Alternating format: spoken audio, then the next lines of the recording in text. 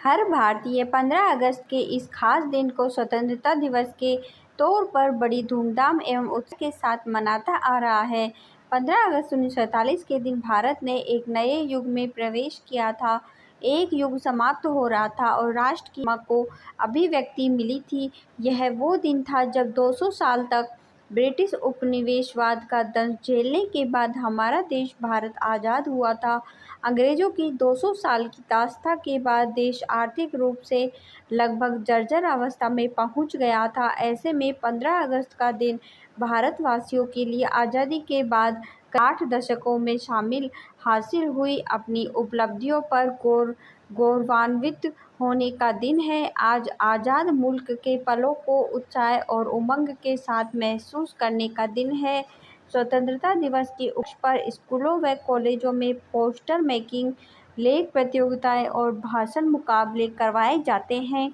Students इनमें बढ़ चढ़कर भाग लेते हैं। बच्चों को स्वतंत्रता दिवस का महत्व समझाने के लिए व उनमें देशभक्ति की भावना का संचार करने के लिए स्कूलों में भाषण, निबंध, कला, पेंटिंग व वाद विवाद संबंधी कई तरह की प्रतियोगिताएं होती हैं।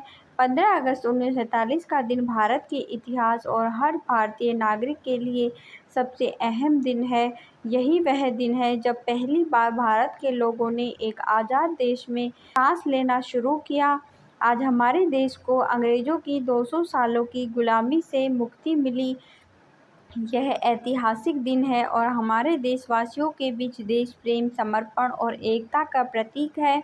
सरकार के हर घर तिरंगा अभियान में देश की जनता पूरे जोश के साथ हिस्सा ले रही है। स्वतंत्रता दिवस का दिन देश में राष्ट्रीय अवकाश के तौर पर मनाया जाता है। इस दिन भारत के उन महान स्वतंत्रता सेनानियों को श्रद्धांजलि दी जाती है जिनके त्याग और बलिदान के चलते भारत को अंग्रेजी हुकूमत से आज़ादी मिली थी। भारत को कभी सोने की चिड़िया कहा जाता था। अंग्रेजों के राज में भारत गरीबी और भुखमरी का शिकार हो गया। मुल्क को इस गुलामी से मुक्ति दिलाने के लिए देश के स्वतंत्रता सेनानियों ने लंबा संघर्ष किया। अपना पूरा जीवन, पूरी जवानी आज़ादी को पाने में झोंक दी। देश को आज़ाद कराने में महात्मा गांधी, सुभाष चंद्र बोस, भगत सिंह, मंगल पांडे, राजगुरु, सुखदेव, जवाहरलाल नेहरू, लाला लाजपत राय, बाल गंगाधर तिलक जैसे कई क्रांतिकारियों और स्वतंत्रता सेनानियों का अहम योगदान रहा। जय भारत, जय हिंद, जय भारत।